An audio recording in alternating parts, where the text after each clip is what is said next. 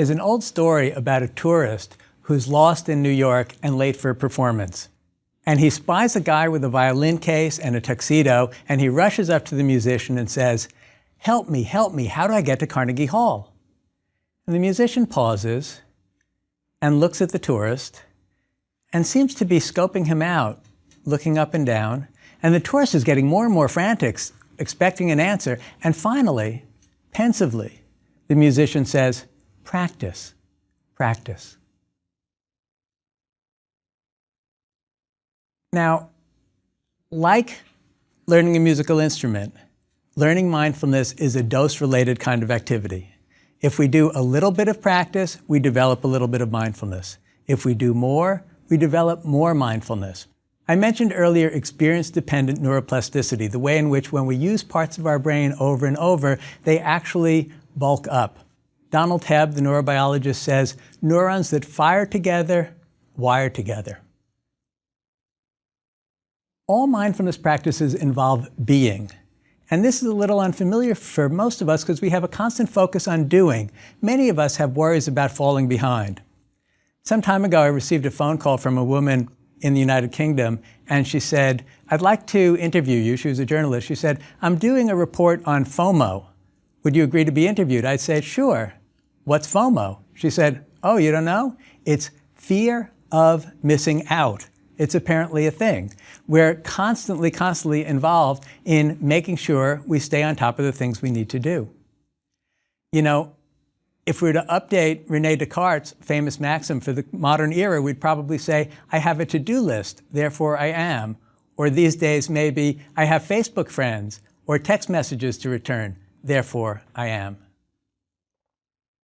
It can be very hard for most of us to be here now, because being here now opens the door to all sorts of unwanted thoughts, images, and feelings. In fact, our constant activity is one way that we defend against or push unpleasant things out of our awareness. So mindfulness means cultivating something different. Mindfulness means cultivating awareness of present experience with acceptance. And to do this, typically we have to suspend our urgency to do stuff. We need to slow down a bit and pay attention. The intention is key here. Slowing down can be really hard in our information age because it's so speedy. Most of us nowadays are drinking from the fire hose of information that's coming in so quickly and in such volume. Historians say that a person with a smartphone in his or her pocket today has access to more information more rapidly than an American president did before the internet. Think Bill Clinton. It wasn't that long ago. So slowing down helps to increase our awareness. We could think of mindfulness as single tasking.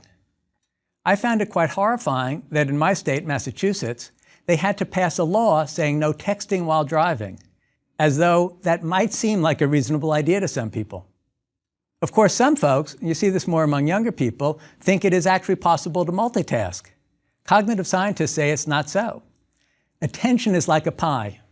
If you try to do two things at once, each gets 50% of your attention. If you try to do four things, each gets 25% of your attention. In practicing mindfulness, there are different ways to go about this, and they're similar to the different ways we might go about developing physical fitness. If I wanted to develop a little bit of physical fitness, but I was busy and I didn't have a lot of time or resources to devote to it, I could make simple adjustments and get more physically fit. I could take the stairs instead of the elevator. I might walk somewhere rather than moving my car. I might even bicycle someplace rather than taking the bus. And if I did those things, I would develop a little bit of physical fitness. But if I wanted to take my physical fitness to the next level and really become strong and have strength and endurance, I'd have to take some time out of my day to do things devoted to developing physical fitness. I'd need to go to the gym, go on a long bicycle ride, perhaps go hiking. Similarly, we have options for meditation practice, which we'll talk about shortly. If I really wanted to jumpstart my physical fitness and get super fit, I might decide to devote my next vacation to it and go off to some place where I'm either hiking day after day or going to a place where I could work out in the gym quite regularly. So for mindfulness, the equivalent of these things are what we call informal mindfulness practice, formal meditation practice, and intensive retreat practice. Informal mindfulness practices are things we do during the course of our busy day that develop some mindfulness. Formal meditation practice is when we take time out of the day to actually set aside resources to just develop mindfulness. And intensive retreat practice is when we decide to actually go away somewhere and practice mindfulness in a continuous way over the course of many days. And let me give you an example of what these are like. While we don't have experimental data on the neurobiological or behavioral effects of informal practice, experienced meditators report that doing these informal practices help to sustain and deepen the effect of formal practices during the day. Take, for example, telephone meditation. This is a practice suggested by the Vietnamese Zen teacher Thich Nhat Hanh. He says to try this. Next time your phone rings or chirps or plays old Beatles songs, first you have to set it so it doesn't pick up immediately and go to an automatic answering system. Give yourself enough rings so you can actually listen to it. And just stay with the sound of the phone and let your attention to what's going on in the present moment be something to bring you back to awareness of present experience with acceptance. Nowadays, virtually all phones have some kind of caller ID, and this allows for another opportunity. So first we listen to the sound of the phone, and then we notice the number, and we see what emotional response comes up with each number. I don't think it's exotic numerology. I think we have associations to different numbers, but interestingly, when a different number shows up, very different emotions arise in the body. An alternative, actually one of my favorites that I practice all the time, is called taillight meditation. This means next time you're in traffic, use the color and the texture of the form of the taillights on the vehicle in front of you as an object of meditation. Instead of our usual reaction, which is, oh damn, now there's traffic, I'll be late, simply take in the texture and the experience of the visual field. I'm happy to announce that because mindfulness practices are now becoming so mainstream, it appears that the vehicle manufacturers are designing taillights especially conducive to mindfulness practice. Many of them look like mandalas. They're concentric circles of light-emitting diodes that kind of evoke Tibetan sand painting or perhaps Navajo spiritual art. And some, in fact, are two interlocking mandalas that give you a sense of the interconnectedness of all beings in the universe and a real sense of the oneness of the present moment. There are many other mindful driving practices you can do. Simply try turning off the radio or turning off this course and focus on the sights and the sounds of the other traffic, of nature, of the environment. We're trying to not drive on automatic, not to be like a 16-year-old driver who's anxiously thinking about the brake and the accelerator, but rather as a driver who brings attention out to the environment of the moment. Yet another option is shower meditation. Think back to your last shower, this morning or last night or a week ago Tuesday. I'm not going to judge. Unless you're particularly shy, you are probably naked. And if you live in the developed world, there would be thousands of droplets of water caressing your naked body, and you were able to adjust them for a Goldilocks kind of moment. Oh, no, that's a little too cold. Oh, no, that's a little too warm. Ah, just right. Now, this is potentially a very rich sensual experience. You're using soap and probably massaging everywhere in your body, including your private parts. I travel a lot talking about these kinds of things, and I like reading the names of soaps. The last hotel called it Jasmine Zen, which I thought was perfect for shower meditation. So this can be a very rich sensual experience. And yet I find that if I don't approach a shower as a kind of mindfulness practice, I'm perfectly capable of spending the entire shower lost in the thought stream, thinking about my to-do list or what happened this morning. In fact, I can get to the end of a shower and think, did I wash my hair or was that yesterday? Shower meditation transforms the experience. So you see, it can really be anything. It can be walking the dog, walking to and from the car, walking anywhere. It can be waiting in line or waiting for the bus. All that is required is that we resist this temptation to check our smartphone every 30 seconds, turn on some media, do something to bring us out of the moment. Any activity in which we can single task and be present becomes an opportunity for informal mindfulness practice. Now, if we want to take our mindfulness practice to the next level, we have to do some formal meditation. And this is what we have wealth of data coming out supporting the efficacy for. It turns out that formal meditation practice changes both brain structure and brain function. I'll give you a few examples just to whet your appetite. It's found that people who do a lot of meditation practice develop more robust brain structures in certain areas. Many of us worry about our hair thinning when we get older. Well, that's not nearly so serious as the fact that the cerebral cortex thins as we get older. And my friend and colleague Sarah Lazar at Mass General Hospital in Boston studied the cerebral cortices of older meditators, people who've been at it for years, and matched controls who were the same age and similar life circumstances but hadn't been meditating. And it turned out that several areas, such as the insula, which involves proprioception, noticing what's going on in the body in each moment, and areas of the brain that are involved in integration between affect or emotions and cognitions, don't deteriorate in the meditators in the way that they normally do in the non-meditators.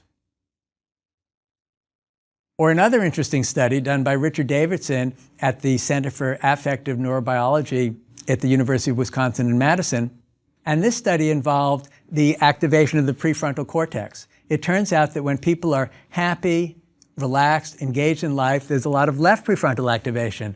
But when they're anxious, stressed, or hypervigilant, when they're in survival mode, there's a lot of right prefrontal activation. This has been known for a long time. Dr. Davidson wired up a Tibetan monk who had had thousands and thousands of hours of meditation practice and found he was off the charts in terms of the degree to which he leaned left in the favorable direction versus leaning right. And we'll talk much more about other neurobiological studies later in the course. All of these practices involve restraint. They're not about becoming an ascetic or trying to wipe out desire, but rather to not just do what comes naturally, but take some time to focus on what's going on in the current moment. Hopefully you've had the opportunity to do some breath awareness training and notice the experience of an itch or an ache coming up and not acting on it. And perhaps you saw that the itch or the ache would transform by itself. And this happens with other things too. We can see anger arising and not just act on it, but notice it transforms by itself. The same with sadness, the same with all sorts of things. Mindfulness practices help us to realize that we have choices about whether or not to act on our impulses. And this restraint turns out to be an essential ingredient in using mindfulness practices to work with a host of psychological and behavioral difficulties, including anxiety, addictions, interpersonal conflicts, and stress-related medical disorders.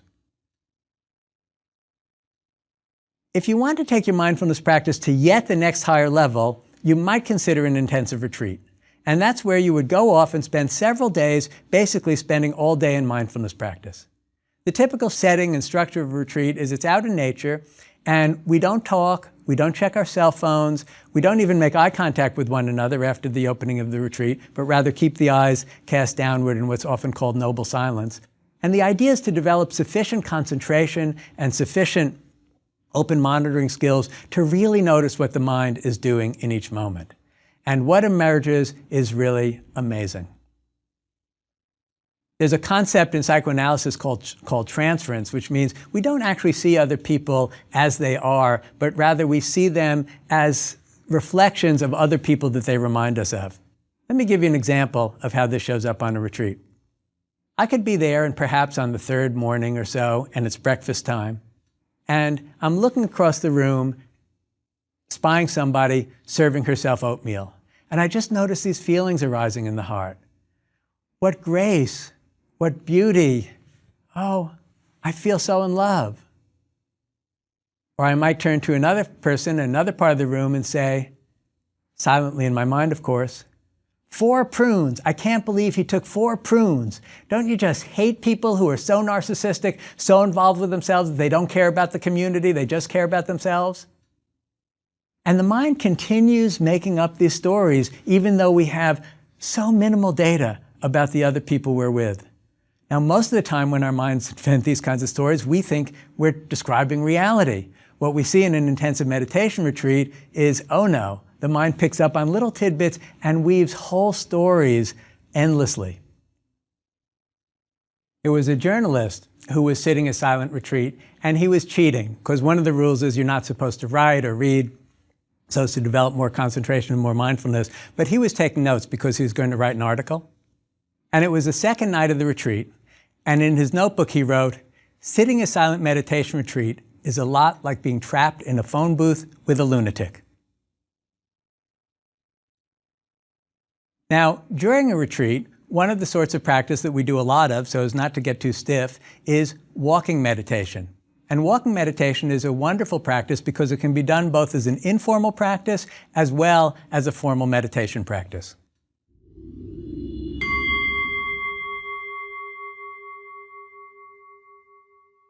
In walking meditation, we're going to use the sensations of the legs walking through space and the feet touching the ground as our object of awareness. There are a number of different ways to do this. I'll show you a couple of variations.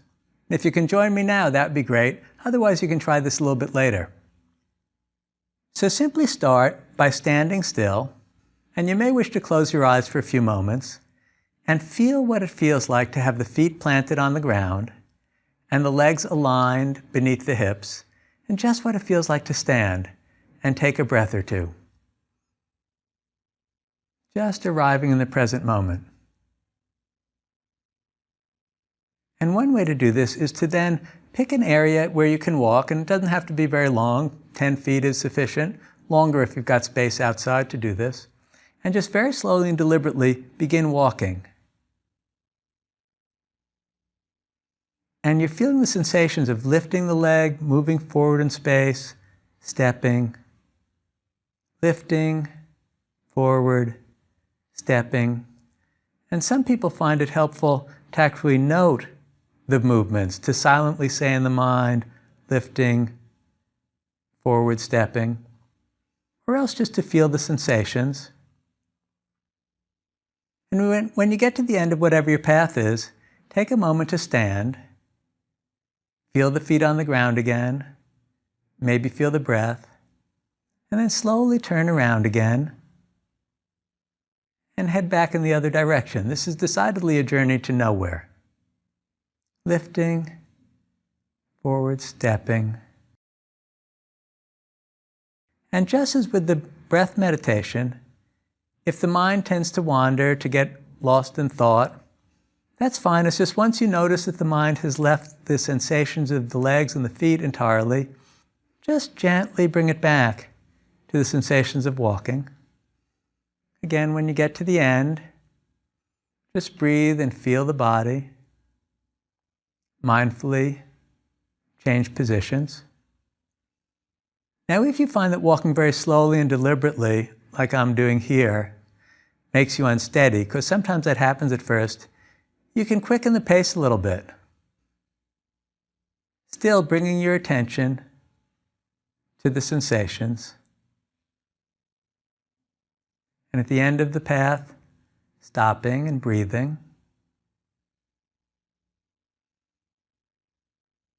Mindfully changing direction. And here too you can do the noting. So it can be lifting, placing, lifting, placing, lifting, placing. The idea being that most of the attention goes to the sensations of the body moving through space, and the noting is only used to bring our attention back to what's going on.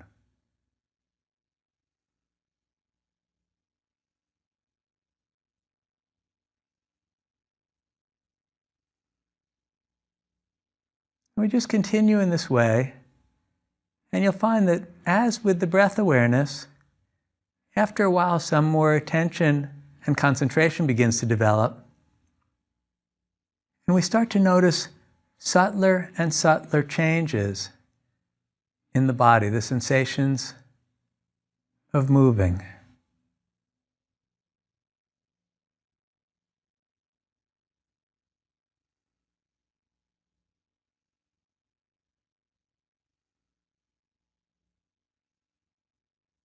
And that's all there is to it. And you can do that anytime you like. You have a few minutes free. It's an easy way to practice some mindfulness in motion. Walking meditation has a number of different benefits. For one thing, it easily transforms from a formal meditation to an informal practice. And it's an opportunity to be mindful whenever we're walking. We tend to walk a lot in our lives. And when we're feeling more agitated or restless or sleepy, it's easier than following the breath. Simply, it brings more wakefulness. And when we're agitated, it's hard to sit still. It's easier to be in motion. So it's quite helpful when we're dealing with anxiety or depression. Another practice that also works quite well, both as an informal practice and as a formal practice, is eating meditation.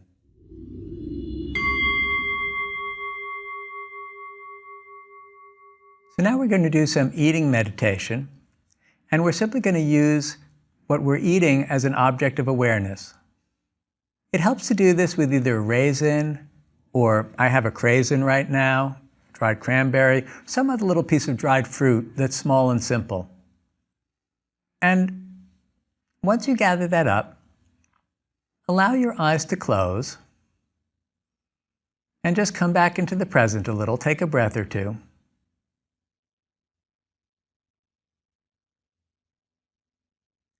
And then open your eyes and begin looking at your morsel. Look at it as though you've never seen it before, which actually you haven't. And notice its hills and valleys, where it's shiny, where it's smooth. Perhaps if it's something like a raisin, you could see where in its former life, as a grape, it once attached to the vine. Take it in as though you were a visitor from a foreign culture or even another planet and had never seen one of these things before. Really notice what it's like visually. And then allow your eyes to close and continue exploring it, but this time tactily. Feel it between your thumb and your forefinger. And notice the hills and the valleys and the smoothness and the roughness. Take in the morsel through the sense of touch. And notice how different this is in consciousness than taking it in through the visual channel.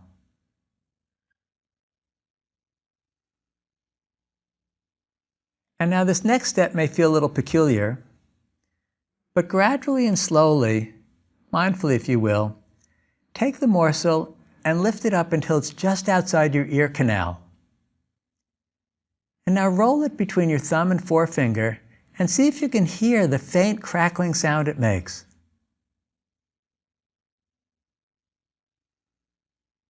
And notice how radically different this is than the other sensations.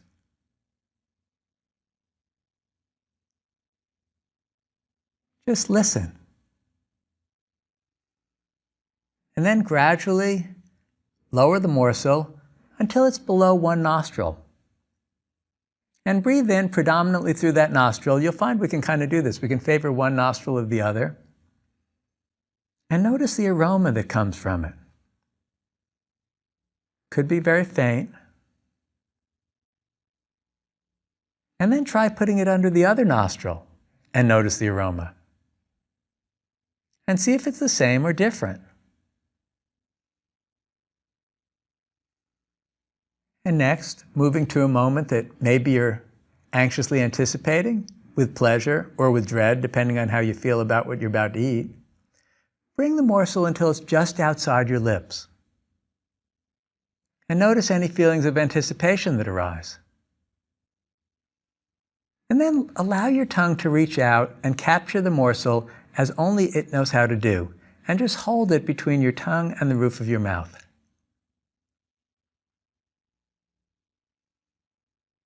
And see what happens. Notice how the mouth responds to the morsel, how the morsel responds to the mouth, and notice too how the mind responds to the whole drama, with a sense of liking it or disliking it, pleasant or unpleasant. Just take in the full experience. And notice how the morsel tends to change as you hold it there between your tongue and the roof of your mouth.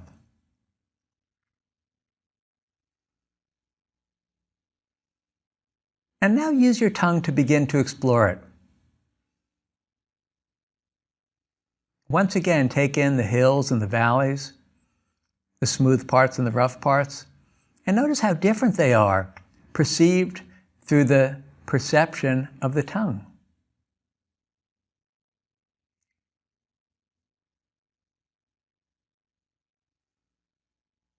And then use your tongue to maneuver your morsel so that it's being cradled between your upper and lower molars. And just hold it there and see what that feels like. Again, noticing the sensations in the mouth and the mind's response to the sensations. Like it, don't like it. And now once and only once, bring your molars together and see what happens.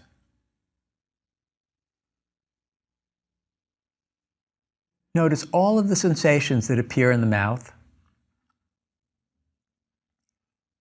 And again, notice the mind's response to those sensations. And then use your tongue to examine your handiwork.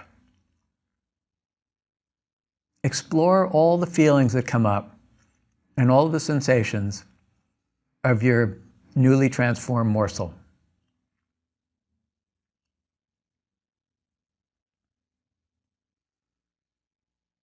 At each moment, we're noticing the symphony of sensations that unfold and how complex the whole operation is.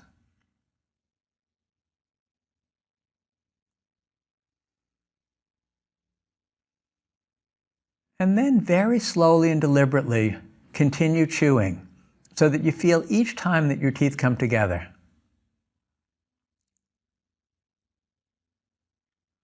And notice all the sensations that arise with each chew.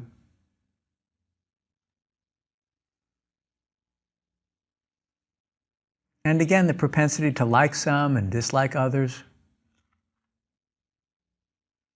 And when the swallow reflex starts to kick in, let that happen naturally.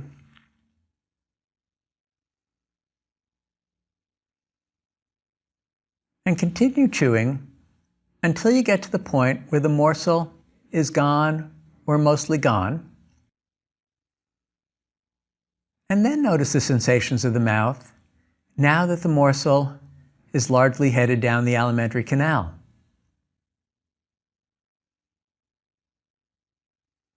Take a breath or two to feel this. And notice particularly if any desires or urges come up. Perhaps the desire for another piece of the dried fruit. Perhaps the urge to floss. Whatever arises, just feel it for a moment.